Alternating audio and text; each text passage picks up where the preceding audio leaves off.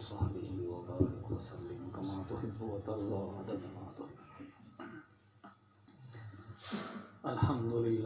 الحمد لله رب العالمين والصلاة والسلام على رسوله الكريم. أما بعد فأعوذ بالله من الشيطان الرجيم. بسم الله الرحمن الرحيم. الرحمن علم القرآن خلق الإنسان علمه البيان.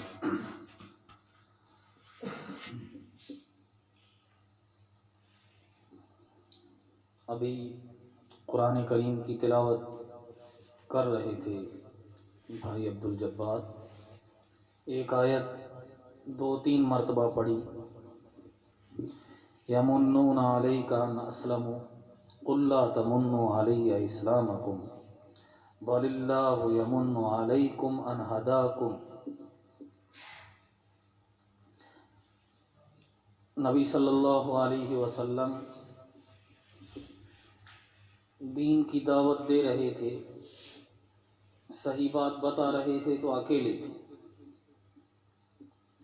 پوری دنیا میں کوئی مسلمان نہیں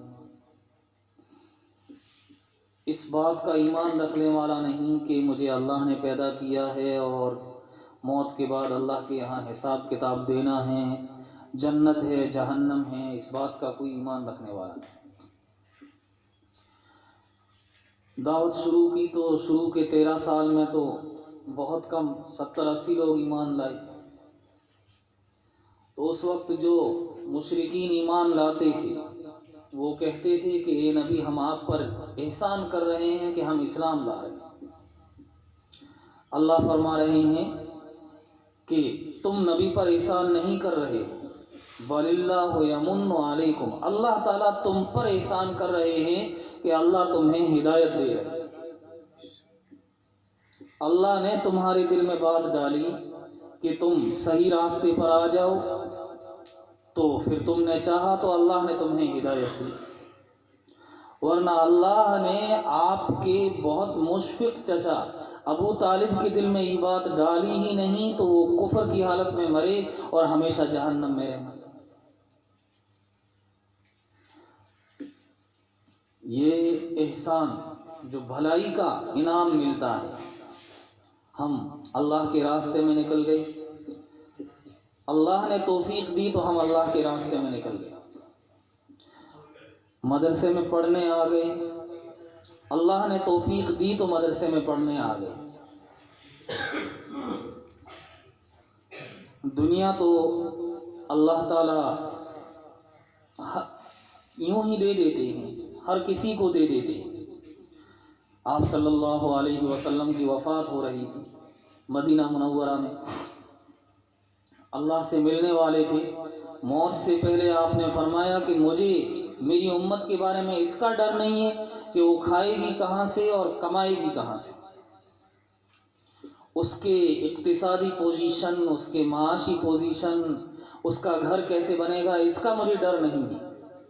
وفات سے پہلے جو آپ 1-2 دن پہلے جو بات بیان فرما رہے ہیں, مجھے نبی صلی اللہ علیہ وسلم فرما رہے ہیں مجھے اس بات کا ڈر ہے کہ میری امت کے اندر سے کہیں ایمان نہ نکل جائے, دین نہ نکل جائے. کھائے گی کہاں سے, کمائے گی کہاں سے, اس کا کوئی ڈر نہیں. ہم دیکھتے ہیں ٹھیلے والا صبح میں کھڑا ہوتا ہے ٹھیلا لے کر کے اور شام کو اپنی روزی کا انتظام کر کے نکلتا ہے. بہت بڑی ڈگری والا ہے وہ بھی اتنا ہی کھا رہا ہے کما رہا ہے, اور ایک غریب ہے وہ بھی اتنا ہی. حتیٰ کہ یہاں تک دیکھنے میں آتا ہے ایک آدمی بہت غریب ہے وہ بھی بڑی عالیشان شادی کر رہا ہے اور وہ دوسرا بھی بچوں کی شادی میں اتنا ہی خرچہ کر رہا ہے. روزی کا انتظام تو اللہ تعالیٰ فرما رہے ہیں کہ جس کے لیے جتنا میں نے لکھ دیا ہے اتنا ملنا ہے. ہڑتال کرتے ہیں لوگ, بھوک ہڑتال کرتے ہیں تو پولیس والے جا کر کے کہتے ہیں کہ کھاؤ ورنہ پٹائی ہو. وہ کھاتے نہیں ہیں کہ ہماری بھوک ہڑتال, تو ان کو زبردستی جوس پلاتے. ہم نے دیکھا ہو وہ جوس بھی نہیں پیتے ہیں, اگرچہ رات کو چھپ کر کے پیتے ہوں گے, لیکن کہ ہماری ہڑتال ہے ہم جوس نہیں پیئیں گے, تو زبردستی ان کے انجیکشن لگاتے کہ کہیں یہ مر نہ جائیں, مر جائیں گے تو پھر سرکار پر بات آ جائے. اللہ تعالیٰ انجیکشن کے ذریعے زبردستی کھلاتے. وہی جو نبی نے فرمایا کہ موت سے پہلے, وفات سے پہلے, کہ مجھے میری امت کے بارے میں بھوک کا، فقر کا، غربت کا ڈر نہیں ہے، ڈر اس بات کا ہے کہ جو میں نے یہ قرآن اتارا ہے، انا نحن نزلنا الذکر وانا لہ لحافظون، کہ اس کی حفاظت امت کے ذمے ہے۔ اب نبیوں کا کام اس امت کے ذمے ہے، وہ یہ کام یہ صحیح معنی میں امت کر سکے گی کہ نہیں کر سکے گی، ایمان پر قائم رہ سکے گی کہ نہیں رہ سکے گی، ڈر اس بات کا ہے۔ تو اللہ تعالیٰ کا بڑا انعام ہے کہ اللہ تعالیٰ نے ہمیں یہاں بلا لیا، اس نیک عمل کی توفیق دی، یہ بہت بڑا احسان ہوتا ہے۔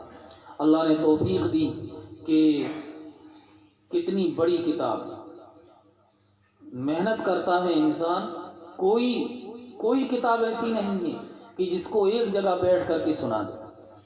مدرسوں میں طلبہ دعویٰ کرتے ہیں کہ ہم ایک جگہ بیٹھ کر کے پورا قرآن سنا دیں۔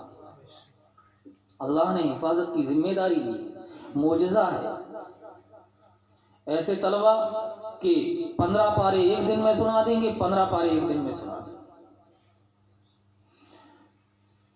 غلطیاں ہو جاتی ہے، قرآن کریم چھاپنے میں دیوبند کے کتب خانوں سے غلطیاں ہو گئی، ادھر ادھر سے بہت آوازیں اٹھنے لگی کہ ان کتب خانوں کے قرآن نہ خریدے جائیں۔ صفحے ادھر ہو گئے، کوئی صفحے آگے ہو گئے، کوئی صفحے چھوٹ گئے۔ اللہ نے فرمایا ہے کہ یہ قرآن میرا کلام ہے، جو قرآن پڑھتا ہے مجھ سے بات کرتا ہے۔ میں ابھی آپ کے سب سے زیادہ قریب ہوں، اس لیے کہ آپ سے بات کر رہا ہوں۔ جو قرآن پڑھے گا، اللہ سے بات کرے گا، تو کتنا اللہ کے قریب ہے۔ قرآن پڑھنے والا اور اللہ آمنے سامنے ہو کر کے بات کر رہے ہیں۔ قیامت آئے گی، ساری چیزیں ختم ہو جائے گی، لیکن قرآن یہ اللہ کا کلام ہے، اور اللہ کی کلام کی یہ صفت قدیم صفت ہے جو ہمیشہ سے ہے اور ہمیشہ رہنے والی ہے، لہذا قرآن ختم نہیں ہوگا، ہمیشہ رہے گا۔ قرآن عربی زبان میں ہے، عربی زبان قیامت کے آنے پر ختم نہیں ہوگی، ہمیشہ رہے گی۔ عربی زبان مر جائیں گے، اللہ تعالیٰ عربی زبان میں ہم سے بات کریں گے، فرشتے عربی زبان میں ہم سے بات کریں گے، قرآن کی زبان میں بات کریں گے، جنت میں عربی زبان چلے گی۔ جو زبان یہاں چلے، جنت میں چلے، ہمیں وہ زبان سیکھنی چاہیے۔ تو میں نے آیت کا مفہوم بتایا، ابھی تلاوت کر رہے تھے کہ ایک دم میرے ذہن میں آ گیا، کتنا بڑا اللہ کا انعام۔ اللہ کسی کے دل میں ڈال دیتے ہیں کہ تو یہ بھلائی کا کام کر، اللہ اس سے کروا لے۔ مشرکین مکہ کہتے تھے کہ تم اللہ کے نبی ہو تو مکہ المکرمہ کے ارد گرد پہاڑوں کے اندر سے نہریں جاری کرو، تم اللہ کے نبی ہو تو تم تو مالدار ہونے چاہیے۔ لیکن اللہ یہ نہیں دیکھتا ہے، غریب کو نبی بنا دیتا ہے، غریب کو نبی کا وارث بنا دیتا ہے، حافظ بنا دیتا ہے۔ اللہ کے سامنے تو یہ ہوتا ہے کہ بندہ کتنا چاہ رہا ہے، پھر میں اس کو کتنی توفیق دوں۔ اس لیے بزرگوں اور دوستوں، دنیا کے کام تو کرنے ہی ہیں، لیکن یہ سب سے بڑا اللہ کا انعام ہے کہ اللہ تعالیٰ کسی نیک کام کی، ایسے کام کی توفیق دے دے کہ آخرت میں اللہ تعالیٰ اس کا اجر عطا فرمائے۔ یہ ایک بہت بڑا انعام ہے۔ ایک حافظ مشہور حدیث ہے، 10 آدمیوں کو صحیح حدیث سے جنت میں لے کر کے جاتا ہے، جن پر جہنم واجب ہو چکی ہوتی ہے، لیکن وہ ان کو لے کر کے جاتا ہے جو اس حافظ سے محبت کرتے ہیں، اس کا تعاون کرتے ہیں، پڑھائی میں، لکھائی میں، پھر کوشش کرتے ہیں کہ یہ قرآن سمجھے اور قرآن پر عمل کرے، اس کی کوشش کرتا ہے، اس کوشش میں ساتھ دیتے ہیں، اللہ تعالیٰ ان کو لے کر کے جاتا ہے۔ ورنہ قرآن کریم میں 2 عورتوں کی مثال بہت مشہور، بہت دی جاتی ہے۔ 2 عورتوں کی مثال دی جاتی ہے نبی کے گھر میں۔ حضرت لوط علیہ السلام کے گھر میں عورت نبی کی بیوی ہے، نبی کے بیٹے اور بیٹیاں وہ تو عذاب سے بچ گئے، اور حضرت لوط علیہ السلام کی بیوی جن پر عذاب ہوا تھا، یعنی بستی کو اوپر لے جا کے الٹا کیا تھا، ان عذاب والوں میں حضرت لوط علیہ السلام کی بیوی رہی۔ فرعون تو عذاب والوں میں ڈوب گیا، سمندر میں ڈوب گیا، اور فرعون کی بیوی آسیہ عذاب سے بچ گئی، کیونکہ اس نے نیک لوگوں کا ساتھ دیا، صحیح چیز کا ساتھ، نبی کا ساتھ دیا۔ اسی لیے فرمایا جو مدارس کا ساتھ دیتا ہے، مکاتب کا ساتھ دیتا ہے، تو اللہ تعالیٰ کی مدد آتی ہے، وہ دل سے چاہنا ہوتا ہے، ورنہ قریب ہونا، خونی رشتہ ہونا، یا میں نزدیک بیٹھا ہوں، یہ کوئی چیز نہیں۔ میں نے ابھی کہا نا، آپ صلی اللہ علیہ وسلم کے چچا آپ سے بہت محبت کرتے تھے، اور آپ اپنے چچا سے بہت محبت کرتے تھے، لیکن ابو طالب نے تھوڑا بھی چاہا نہیں، اللہ نے توفیق نہیں دی۔ شاید اتنا کسی نے ساتھ دیا ہو، دنیا کے سب سے بڑے انسان، ممتاز ترین، سب سے اونچی جماعت نبیوں کی جماعت، اور نبیوں میں سب سے اونچے ہمارے نبی، ان کے سب سے چہیتے ابو طالب، لیکن ابو طالب نے نہیں چاہا، تھوڑی بھی کوشش دین کے اعتبار سے نہیں کی، تو پھر توفیق نہیں ملی اللہ کی طرف سے۔ اس لیے یہ پہلے بھی کہا گیا ہے اور کہا جا رہا ہے، سب سے بڑی نعمت جو نعمت ہے اللہ کے صحیح حکموں کے مطابق چلنا، اور یہ کب ہوگا؟ جب ہم قرآن کریم سمجھیں گے، حدیث شریف سمجھیں گے تو انشاءاللہ عمل کی توفیق ہوگی۔ اس لیے بستی کے لیے بھی بڑی سعادت ہے، اور جس خاندان نے محنت کی ہے، جس خاندان کے اندر حافظ تیار ہوا ہے، قیامت کے دن ہم روزانہ سنتے ہیں اصحاب الیمین ما اصحاب الیمین و اصحاب الشمال ما اصحاب الشمال، کسی کو نامہ اعمال دائیں ہاتھ میں دے دیا جائے گا وہ کامیاب، کسی کو حدیث میں الٹا کمر کے اندر سے ہاتھ نکالا جائے گا، پیچھے کی طرف سے نامہ اعمال پکڑا دیا جائے گا، تو وہ عذاب میں۔ لیکن حافظ کے ماں باپ کو اللہ تعالیٰ سورج اور چاند سے زیادہ چمکدار لباس پہنائیں گے۔ اسی لیے فرمایا گیا حدیث میں، یا تو تم عالم بنو، طالب علم بنو، عالم بنو، یہ نہ کر سکو تو علماء اور اہل مدارس سے محبت کرنے والے بنو، تعلق رکھنے والے بنو، اور یہ بھی نہ کر سکو تو کم سے کم بغض رکھنے والے، حسد رکھنے والے، کینہ رکھنے والے تو مت بنو۔ اسی لیے کہا گیا ہے، بہت فرمایا کرتے ہیں ہمارے اکابرین، سب کہتے ہیں، خاص طور سے ہمارے بزرگ مولانا ارشد مدنی صاحب سے سنا، جو بزرگوں کی خدمت میں جاتا ہے، جو بزرگوں کا اللہ والوں کا دیدار کرتا ہے، اللہ تعالیٰ اس کو موت کے وقت کلمہ ضرور نصیب کرتے ہیں۔ ہمارے حضرت قاری صاحب فرما رہے تھے کہ ایک آدمی کعبۃ اللہ کے سامنے بیٹھا تھا، پوچھا کیوں بیٹھا ہے، اتنے لمبے وقت سے تم یہاں بیٹھے ہو؟ تو انہوں نے کہا کہ میں کعبۃ اللہ کو دیکھ رہا ہوں، اور اس لیے دیکھ رہا ہوں کہ کسی اللہ والے نے تو اس کعبۃ اللہ کو دیکھا ہوگا، کسی اللہ کے بندے کی نظر جہاں پڑی ہے میری نظر وہاں پڑ گئی، یہ میرے لیے بڑی سعادت کی بات۔ اللہ والوں سے محبت اس لیے کی جاتی ہے کہ وہ اللہ والے ہوتے ہیں، ان کا تعلق اللہ سے ہوتا ہے، وہ اللہ کا دیدار کرے۔ جنت ہمیں مطلوب نہیں ہے، جنت تو اس لیے مطلوب ہے کہ اس میں اللہ کے نیک بندے رہیں، ورنہ جنت تو اللہ کی بنائی ہوئی ایک مخلوق ہے۔ جنت ہمیشہ سے ہے لیکن ہمیشہ سے تھی نہیں، اللہ ہمیشہ سے تھی، اللہ ہمیشہ سے تھی، اور ہمیں وہ چاہیے جو ازلی بھی ہو اور ابدی بھی۔ اس لیے ہمیں دنیاوی تعلیم بھی پڑھنی چاہیے، سارے کام کرنے چاہیے، لیکن ہمارا سب سے پہلا مشن یہ ہونا چاہیے کہ ہمارے بچے صحیح معنی میں صحیح طریقے سے قرآن کریم پڑھ لیں، صحیح طریقے سے ان کو قرآن پڑھنا آئے۔ پھر بہت کم سال لگتے ہیں، اللہ تعالیٰ نے آخری کتاب اتاری، اس کتاب کے اندر کیا لکھا ہوا ہم پڑھ تو لیتے ہیں، ایک ناظرہ پڑھنے والا ہوتا ہے پڑھ لیتا ہے، ایک حفظ پڑھنے والا ہوتا ہے پڑھ لیتا ہے، لیکن اس میں لکھا ہوا کیا ہے وہ سمجھنے کی ہم کوشش کریں. جب وہ سمجھنے کی کوشش کریں گے تو پھر انشاءاللہ عمل کی توفیق ہو. دین کا جتنا علم نکلا ہے سب قرآن سے نکلا ہے. حدیث تو قرآن کی شرح ہے. تو ادارے کے لیے بھی بڑی سعادت مندی کی بات ہے. پہلا حافظ تیار ہوا ہے اور خاندان والے بھی، ان کے والدین، ان کے دادا پردادا، رشتہ دار، وہ بھی بڑے معزز مقرب ہے. آگے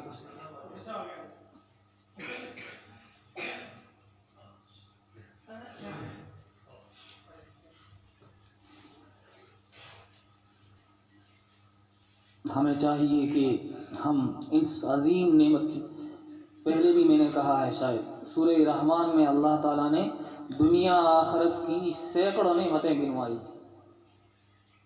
اور بار بار یہ کہہ کر کے گنوائی ہے کہ یہ انسانوں اور جنوں تم کس کس نعمت کو جھٹلاؤ گے، میری بہت ساری نعمتیں ہیں، تمہارے اوپر بہت سارا انعام ہے.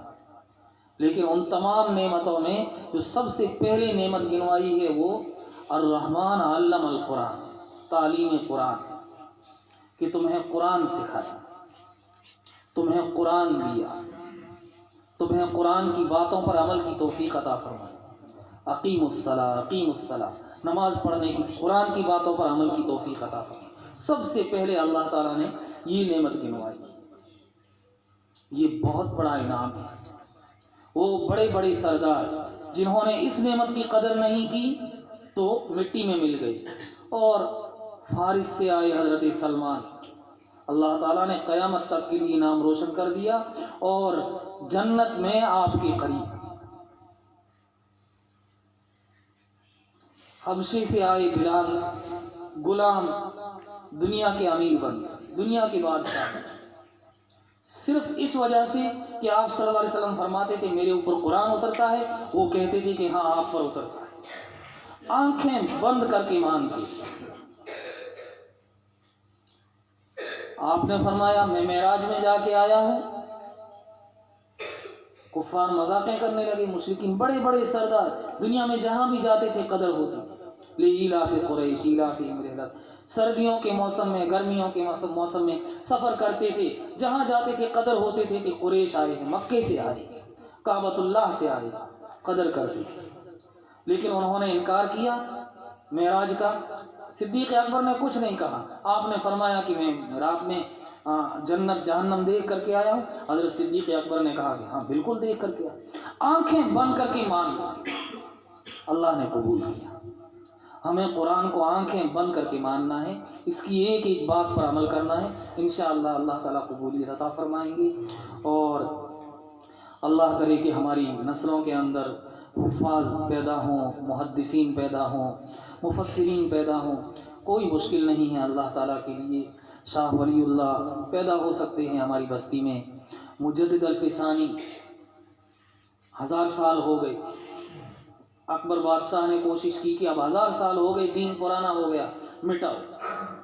مجدد الفسانی کھڑے ہو گئے، تیری حکومت دنیا پر ہے لیکن تو دین کو نہیں مٹا سکتا. اکبر بادشاہ کے سامنے کھڑے ہو گئے. مجدد الفسانی جو سرہند میں ان کی قبر ہے، پیدا ہو سکتے ہیں، کوئی مشکل نہیں ہے. اگر ہمارے دلوں کے اندر اخلاص ہوگا، ہم کوشش کریں گے، ہم دعائیں مانگیں گے، اللہ کے لیے کوئی مشکل نہیں.